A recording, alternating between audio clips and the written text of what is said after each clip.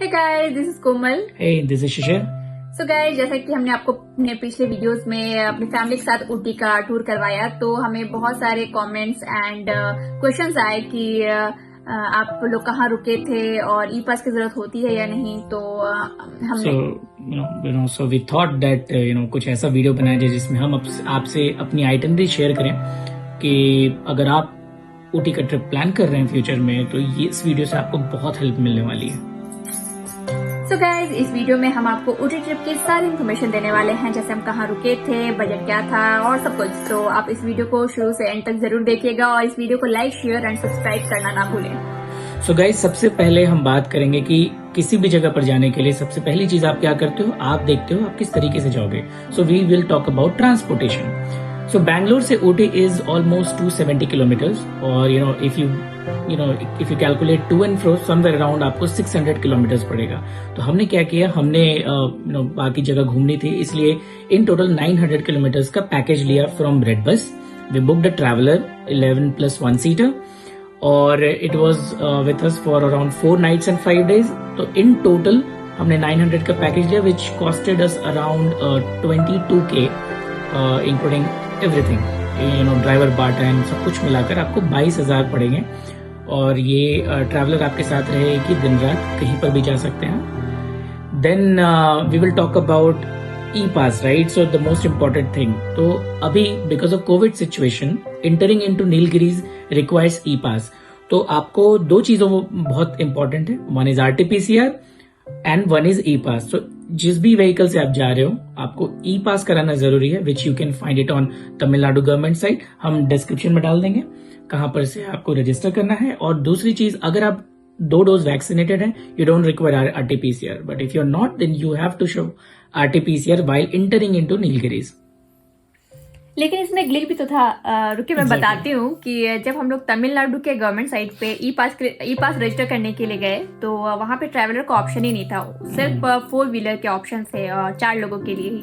तो जब हम लोग करवा रहे थे तो ट्रैवलर का ऑप्शन नहीं होने की वजह से, तो हम लोग 8 लोग थे, 2 बच्चे थे, तो हम लोग 2 ई पास करवाए, क्योंकि 4 लोग वाला ऑप्शन दिख रहा था सर, और ट्रैवलर था ही नहीं। तो फिर हम लोगों ने 2 ई पास करवाया। बट जब हम लोग नीलगिरी एंटर कर रहे थे तो वहाँ पे एक ऑफिसर ने हमें रोक लिया। उसने कहा कि आप लोग ऐसे नहीं जा सकते, ट्रैवलर अलाउड ही नहीं है, तो आप लोग ऐसे कैसे जा रहे हो। तो हमने कहा कि वहाँ पे ट्रैवलर का ऑप्शन ही नहीं दिखा, तो हमने 2 ई पास करवा लिए।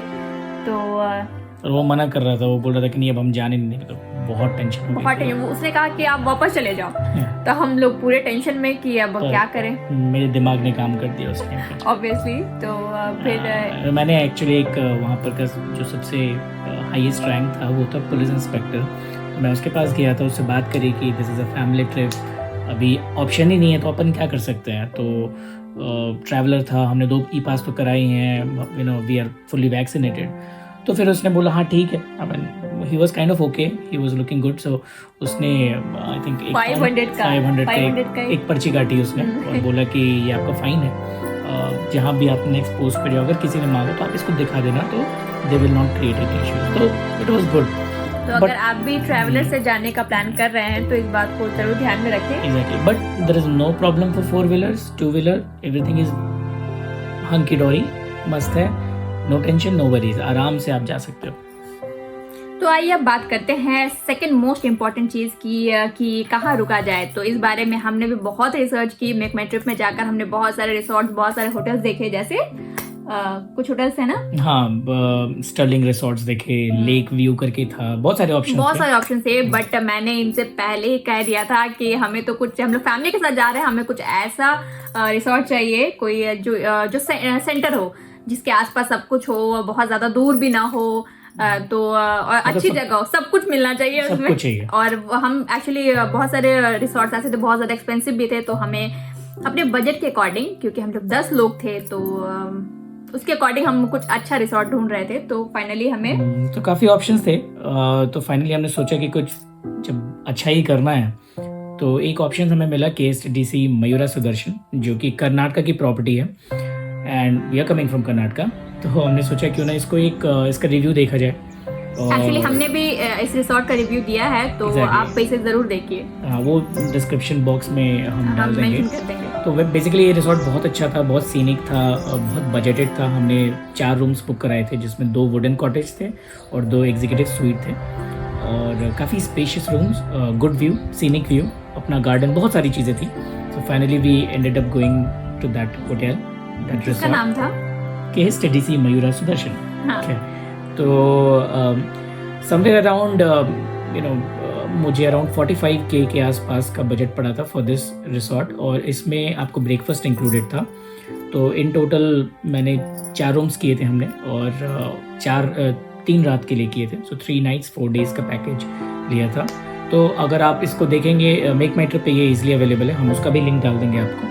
और जैसे इसने बताया कि हमने ऑलरेडी उस रिसोर्ट का रिव्यू किया है, तो please go and have a look.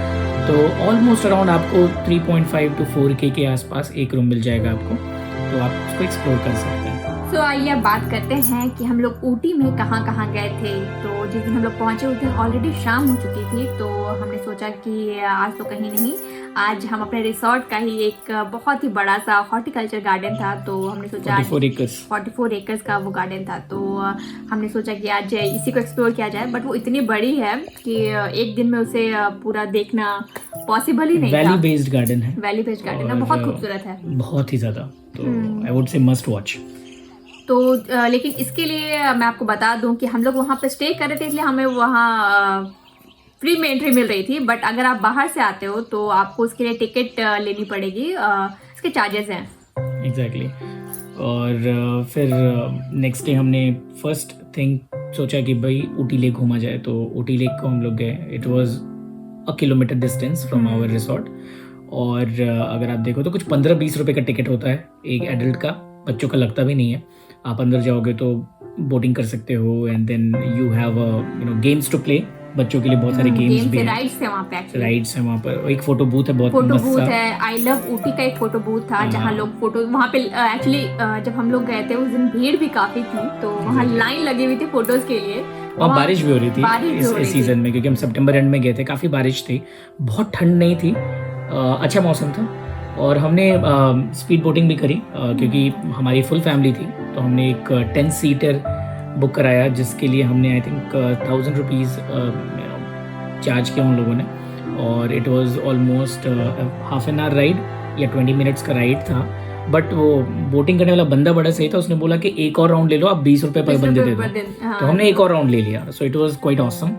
तो बोटिंग में बहुत मजा आया। उसके बाद हमने बच्चों ने राइड्स भी की और हमने फिर वहाँ पे फिर फोटोज करवाए बहुत सारे। उसके बाद तुमने वो हॉर्स राइडिंग करी बीच में? अरे हाँ, बाहर उसके हॉर्स राइडिंग भी था। तो एक्चुअली हॉर्स राइडिंग भी 2 तरह के थे वहाँ पे। राइडिंग आप एक तो अगर आपको राइड नहीं करना है, सिर्फ पिक्चर खिंचवानी है, तो आप 20 रुपए में उस पर बैठ जाओ, फोटो खिंचवा लो।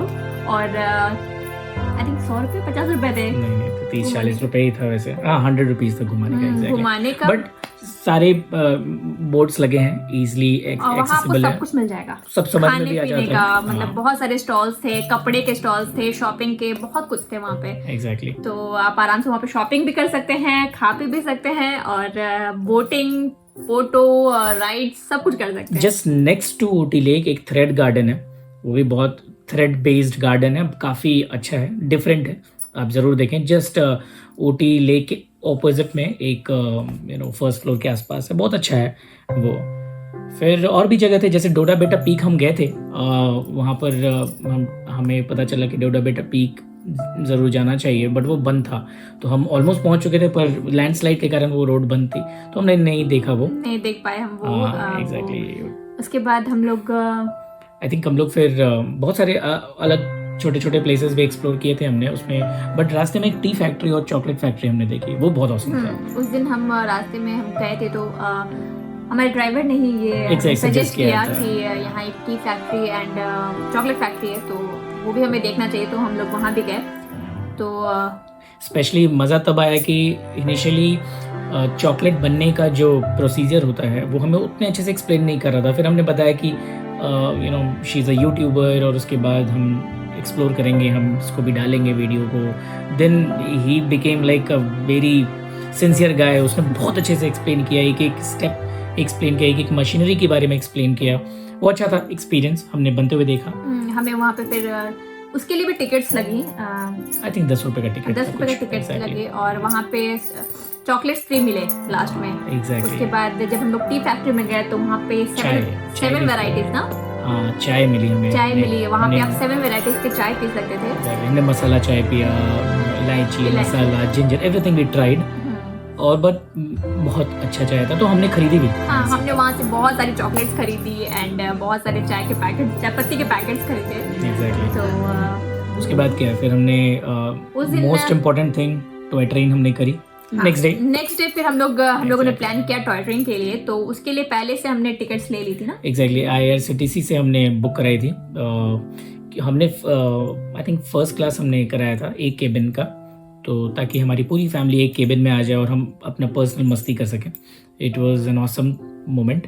और क्या था कि वहाँ का स्टेशन भी हमने एक्सप्लोर किया, म्यूजियम वगैरह का ऑलरेडी तुम्हारे we have given in this blog. वहाँ ऊटी को उदगमंडलम पहले कहते थे, तो इसका पुराना नाम था। एक्चुअली हमें पहली बार पता चला वहाँ जाने के बाद, वो स्टेशन का नाम था उदगमंडलम स्टेशन, रेलवे स्टेशन। तो जब हम वहाँ गए तो वहाँ पे एक हेरिटेज म्यूजियम था, तो वहाँ भी हमने देखा, बहुत सारी पुरानी चीजों को देखा कि अच्छा पहले के जमाने में ऐसा होता था।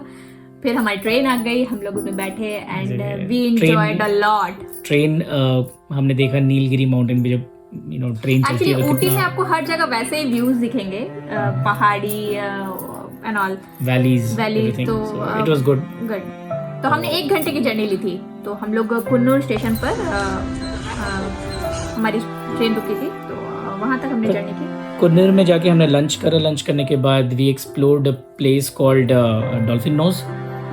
काफ़ी मस्त था वो, और एक और था, मैं नाम भूल रहा हूँ, उसी के रास्ते में पड़ता है। तो डॉल्फिन नोज में वहाँ पर एक टी स्टेट भी था, जहाँ पर इसने और फैमिली ने वो ट्रेडिशनल ड्रेसेस में वो चाय पत्ती तोड़ते हुए फोटोज करवाई। एक टी स्टेट पड़ता है वहाँ का अपना ऑर्नामेंट्स होते हैं जो पहन के लोग फोटोज खिंचवाते हैं, तो हमने भी वहाँ पे फोटोज खिंचवाए, फैमिली पिक भी ली। तो but I think in total अगर आप देखो तो even though Covid situation is there, पर हम वहाँ पर गए थे तो लोगों ने मास्क वगैरह पहन रखा था। इट वाज क्वाइट सेफ, हमें बहुत इश्यूज नहीं हुए और everything was open, we could explore. और सितंबर 2021 हमें लगा कि कोविड भी है, ठंड भी बहुत होगी, बहुत लोगों ने बोला बहुत ठंड होगी, पर ऐसा कुछ था नहीं क्योंकि ग्लोबल वार्मिंग इज एवरीवेयर। तो स्टिल मौसम अच्छा था, इट वाज वेरी सूदिंग, बहुत मजा आया।